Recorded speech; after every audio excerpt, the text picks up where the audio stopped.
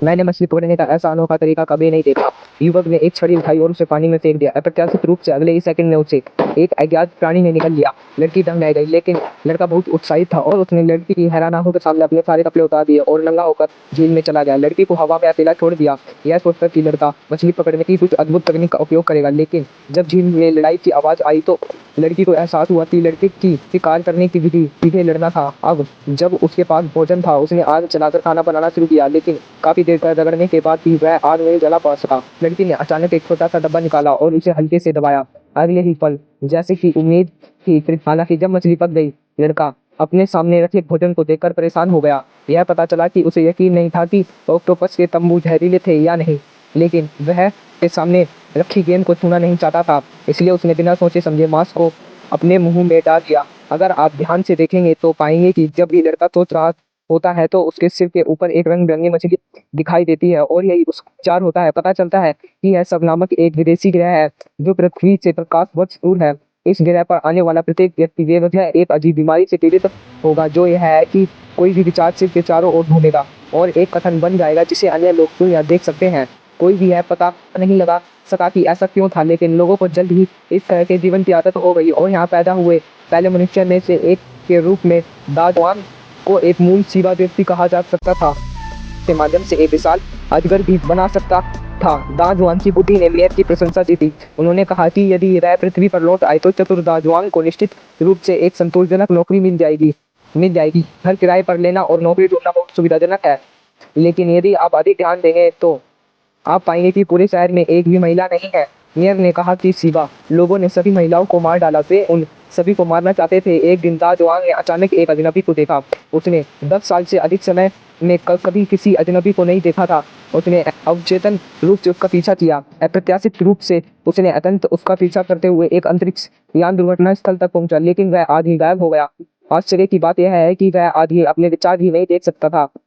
वह जल्दी से शहर वापस आया और महापौर की सारी बात बताई। यह सुनकर महापौर ने तुम्हें लोगों को खोज के लिए बुलाया। उन्होंने सभी को यह भी बताया कि अजनबी एक महिला थी, उन्हें उसे पकड़ना। मेयर ने अपने दिमाग का इस्तेमाल करके बमों का एक घेरा बनाया, जिसने तुरंत लड़की बीच में घेर लिया। आई लड़की निश्चित रूप से यहाँ की लड़ाई को नहीं जानती थी। अंत में वह केवल मेयर को उसे जीवित पकड़ने दे सकती थी। फिर वे लड़की को वापस शहर ले आए। पूछताछ के बाद उन्हें पता चला कि लड़की का नाम एयर क्वीन था। पृथ्वीवासियों का दूसरा समूह यहाँ आकर बस गया। वह मूल रूप से एक स्काउट थी जो क्षेत्र अनुसंधान के लिए पहले से ही करने के लिए तैयारी कर रही थी, लेकिन अप्रत्याशित रूप से टोही जहाज दुर्घटनाग्रस्त हो गया और उसके सभी साथी मारे गए और वह अकेली बची थी। एयर क्वीन ने कहा कि उसे मुख्य जहाज से संपर्क करने की आवश्यकता है ताकि शेष 4000 लोग सुरक्षित से उतर सकें, लेकिन यह सुनकर मेयर का चेहरा अचानक बदल गया और वह जल्दी से मुड़कर चली गई और अपने आदमियों से कहा कि लड़की को जाने न दें। एयर क्वीन को कुछ अचूक होने का आभास हुआ, इसलिए जब उसके आदमियों में से एक ने उसके बैकपैक में पल्स गन का एक बैच चालू किया तो उसने तुरंत छुपने के लिए अराजकता का फायदा उठाया। जब महापौर घटनास्थल पर पहुंचे तो उन्होंने पाया कि पूरा केबिन टुकड़े टुकड़े हो गया था। उन्होंने सोचा, लेकिन अप्रत्याशित रूप से एयर क्वीन केबिन के फर्श के नीचे छिपी हुई थी और उसने गलती से मेयर की बुरी योजना सुन ली। ये पता चला कि वह लड़की का उपयोग कॉलोनी जहाज को बुलाने और नियंत्रण को जब्त करने के लिए करना चाहती थी, और फिर जीवा स्टार सभी मानव ठिकानों पर कब्जा करने के लिए शक्तिशाली उच्च तकनीक का उपयोग करना, और इस तरह ग्रह का अधिपति बन गया।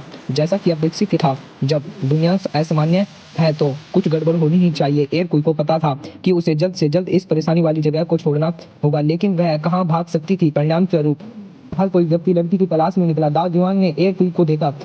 जब दोनों व्यक्ति एक जंगल से गुजरे तो वे जल्द ही एक और अजीब शहर में पहुंच गए, लेकिन जब दाजवांग ने निवासियों को शहर में आते जाते देखा तो वह एक पल के लिए स्तब्ध रह गया, क्योंकि उसने सारी महिलाओं को देखा था। उसने सोचा था जिस गिरह पर सभी महिलाओं को शिवा लोगों द्वारा मारा था, जो एक निवासी ने विरोध करना चाहा, लेकिन अगले ही पल उसे गोली मार दी गई। महापौर ने दाजवांग के दत्तक पिता को बुलाया और उसे अंदर जाकर अपने बेटे को बाहर आने के लिए मनाने को कहा। दत्तक पिता सहमत हो गए। अंदर जाने के बाद उन्होंने अपने बेटे से माफी मांगी।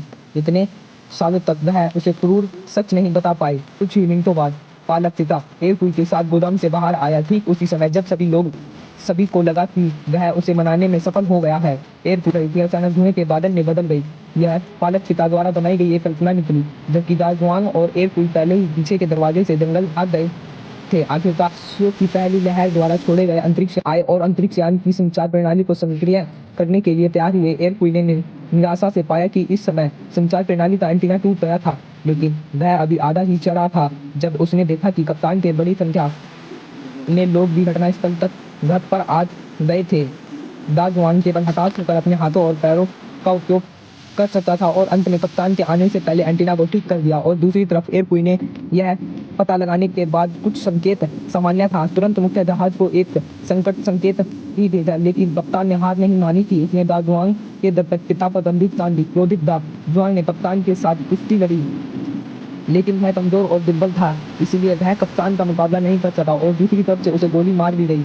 मैं तो अंत में दुष्ट कप्तान को रसातल में धकेल दिया। इसके तुरंत बाद विशाल औपनिवेशिक अंतरिक्ष यान हवा में ही उड़ गया। कप्तान के लोग एक के बाद एक तितर बितर हो गए। अंत में जब दाजवान कोमा से जागा तो उसने अंतरिक्ष यान के मेडिकल केबिन में पड़ा पाया। एयर क्वीन चिंता के साथ उसे देखकर मुस्कुरा रहा था।